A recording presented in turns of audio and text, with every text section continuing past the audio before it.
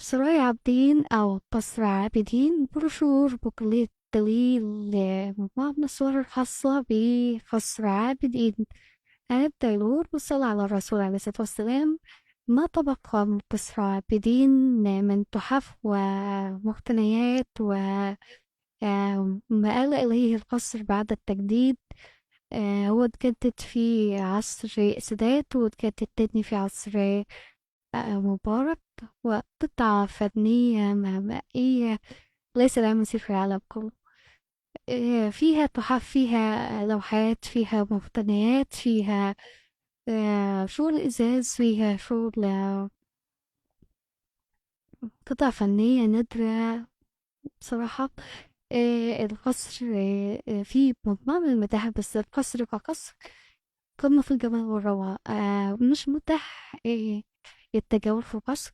زيارة الغرفة بتاعة الملك فاروق الواحدة التذكرة بتاع في جنيه. ده ما تبقى من التحف والمقتنيات. أرجو إن جولة في قصر عابدين تكون نالت إعجابكم. تابعونا فلنا زيارات أخرى لقصر عابدين.